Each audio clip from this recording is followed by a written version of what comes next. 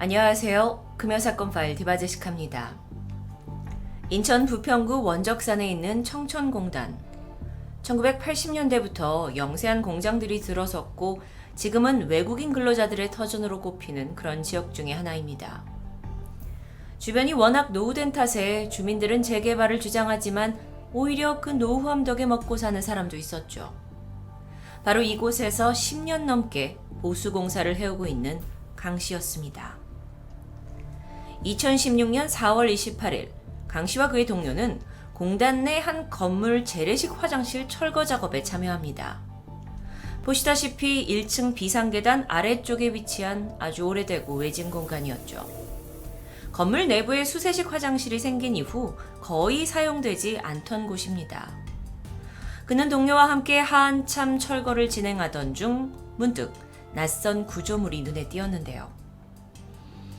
계단 아래 너비 130cm, 폭 90cm, 높이 40cm 정도 되는 계단 바로 뒤에 있는 콘크리트 구조물입니다. 이 정체 모를 구조물이 어찌나 단단하던지 도저히 쉽게 깨지지가 않았는데요. 참 쓸데없이 튼튼하게 해놨다라는 생각을 하면서 한참 깨부수던 강 씨는 마침내 지렛대를 이용해서 이 콘크리트 윗부분을 뜯어내는 데 성공합니다. 그런데 순간 무언가가 땅으로 툭 떨어지더니 강 씨 앞으로 대구르르 굴러왔죠. 해골이었습니다. 이때 강 씨는 왠지 싸한 느낌의 콘크리트 내부를 들여다보았고 안에서는 온전하게 보관된 한 사람의 유골이 발견됩니다.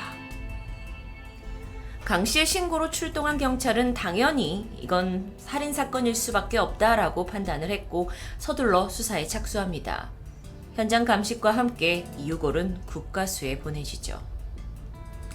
이후 유골과 머리카락 감식을 통해서 콘크리트 안에 있던 시신은 키 162cm에서 170 정도 되는 20대 전후의 몽골계 여성이라는 결과가 나왔습니다.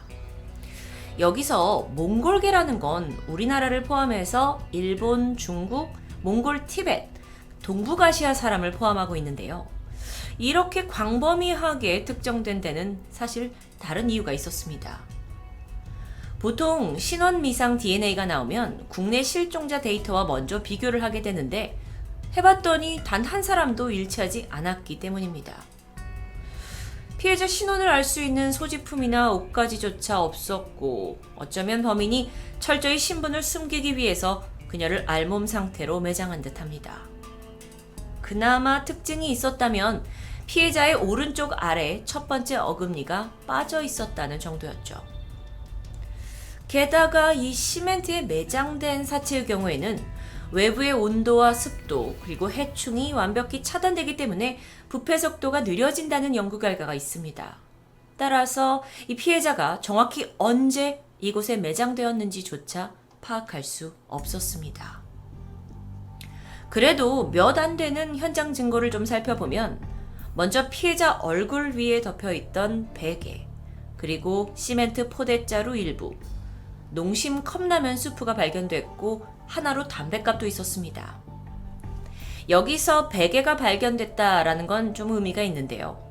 범인이 그녀를 살해할 때 얼굴을 가리는 용으로 썼다고 볼 수 있고 그건 보통 죄책감을 덜기 위한 행동으로 추정되죠. 그렇다면 범인은 면식범일 확률이 높습니다.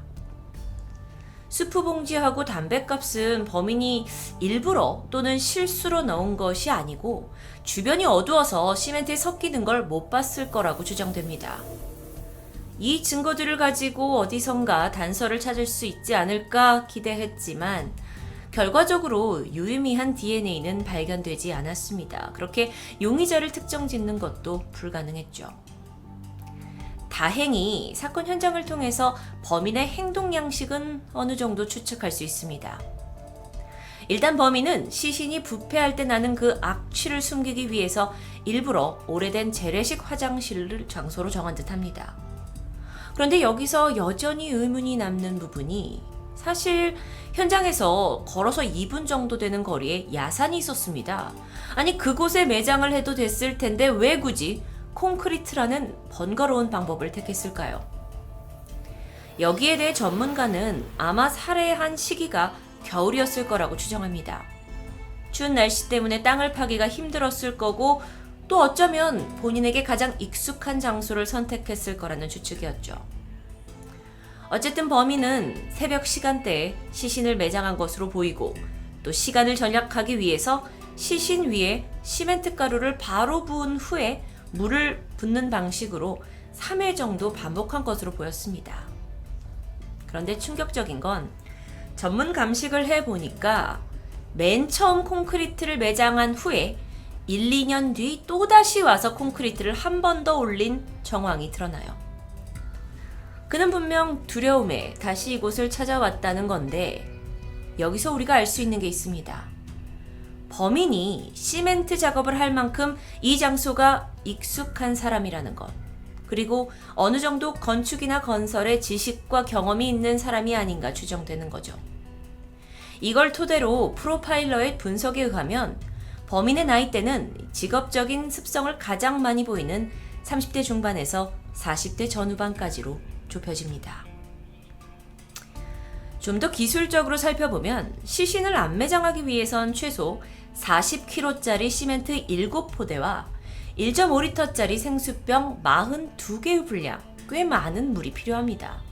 이 재료들의 무게가 상당하고 또 물을 배합하는 과정이 혼자는 무리수였을 수 있는데요. 그렇기 때문에 조력자가 있었다고 조정됩니다. 물론 이 부분에서도 이견은 있죠. 자신이 시멘트 작업 전문가라고 소개한 한 네티즌은 건설 현장 경험이 있고 힘이 좀 되는 사람이라면 1시간 안에 충분히 할 수 있는 작업이다 라고 말하기도 했습니다. 어쨌든 확실한 건 범인이 이 건물과 콘크리트에 아주 익숙한 사람이라는 점이었죠. 이 사건이 세상에 드러난 후에 인근 주민들은 피해자의 정체를 예측하기 시작했습니다. 해당 공장에서 일하던 외국인 노동자거나 또는 근처 다방에서 일하던 외국인 여성일 거다라는 추측이었는데요. 문제는 그 어느 하나 이 동네에서 갑자기 사라진 사람이 있다는 이야기는 전해지지 않았다는 겁니다. 한편 경찰은 콘크리트와 그 유류품을 가지고 생산 시기, 유통 시기를 정밀히 파헤치면서 적어도 이 피해자가 2004년에서 2008년 사이 매장됐을 것이다 라는 결론에 도달합니다. 하지만 그것만으로 신원을 파악하기엔 여전히 역부족이었죠. 그렇게 시신이 발견되고 1년이 지난 시점에서 방송국이 이 사건을 다루면서 범행 시기를 압축해보자 라는 작업을 시도했습니다. 등기부 등본을 토대로 해서 지금까지 이 건물을 소유했던 건물주들과 공장 사업자들을 직접 찾아 나섰던 겁니다. 그 과정에서 첫 번째, 두 번째 건물주는 사건과의 연관성이 희박한 것으로 보였죠. 문제는 세 번째 건물주였습니다. 특이하게 2명이 등록이 되어 있었는데 둘은 친구 사이였습니다. 2003년 12월부터 2015년 사이에 이 건물을 소유했고 1층에서 각자 공장을 운영했는데요. 근데 그때만 하더라도 1층 내부에 수세식 화장실이 없었기 때문에 두 건물주뿐만 아니라 직원들은 백골이 묻혀있던 그 재래식 화장실을 사용했을 것으로 보입니다. 여기서 주목할 점이 있는데 두 건물주의 서로 다른 진술 내용입니다.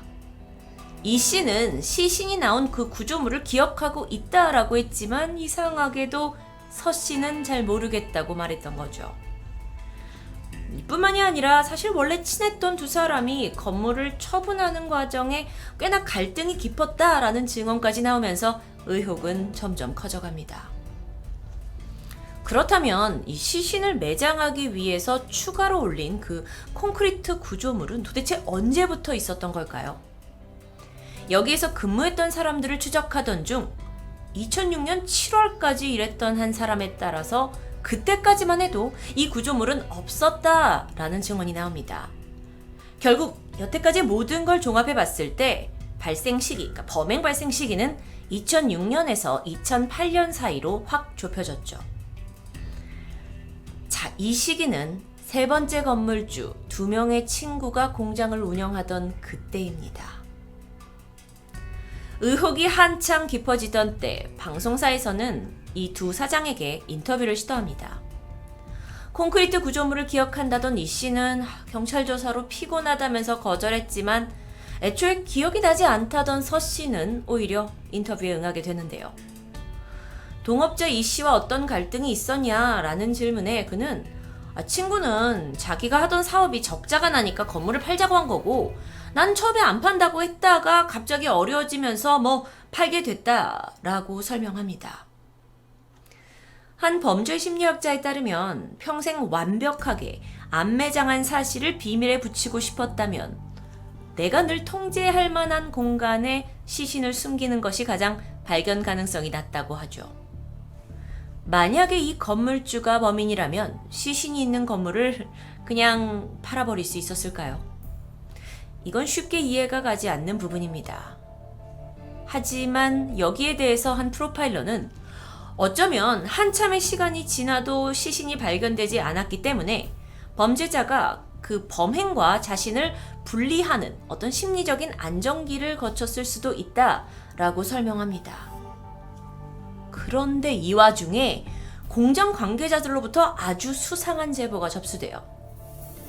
건물주 서 씨가 이 건물터에서 무려 5번이나 구슬한 정황이 밝혀진 겁니다. 심지어 그건 피를 흘리면서 죽어간 영혼을 달래기 위한 타살 군웅굿이었죠. 그래서 좀 더 조사를 해보니 서 씨가 거주하는 집 문짝 위 그리고 새롭게 운영하는 공장 곳곳에서 엄나무 가지가 목격됩니다. 무속에서 엄나무는 저승사자와 귀신을 쫓는다고 믿어지고 있는데요. 이게 끝이 아닙니다.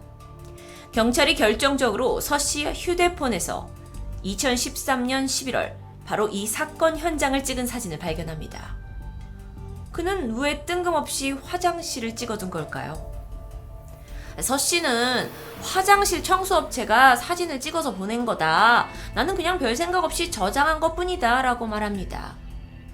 그렇게 우리가 믿을 뻔했지만 해당 청소업체를 찾아가서 장부를 살펴보니까 사진이 찍힌 그날은 그들이 다른 곳에서 작업했다고 써 있었죠. 서 씨 건물을 청소한 날짜는 촬영 후 20일 뒤였습니다. 한편 피해자 신원 파악에 희망이 보였습니다. 경찰이 콘크리트 틈에 남아있던 지문을 채취했고요. 이것을 국내 실종 가출 여성 그리고 국내에 입국한 외국인 여성들을 상대로 비교 분석을 하게 됐는데요. 꽤 구체적인 증거가 나오면서 실마리를 잡는 듯 했지만 매치가 되는 이가 없었고 결국 사건은 그렇게 오리무중으로 빠집니다. 방송사까지 사건을 파헤치면서 강력하게 의심이 가는 관련자를 찾아냈지만 피해자가 누군지도 모른 채 그리고 그 연결고리를 찾아낼 수 없는 상황에서 결국 이 사건은 미제로 남아 있습니다. 현재 피해자의 무덤은 강화도 무연고자 묘지에 덕성 63이라는 임시 네임으로 묻혀 있습니다. 무연고자의 경우에는 수사 시작 시점으로부터 10년이 경과될 때까지 신원을 찾지 못하면 그대로 화장이 된다고 하는데요. 그녀가 도대체 누구인지 그리고 왜 이렇게 기이하고 억울한 죽음을 맞이했는지 지금 이 순간 범인 외에는 아무도 모릅니다. 어쩌면 이런 방송이 아니었다면 그 누구도 관심 갖지 않았겠죠. 피해자의 원한을 풀 수 있는 방법은 굿도 미신도 아닌 범인의 자수와 참회뿐입니다. 금요사건 파일 디바제시카였습니다.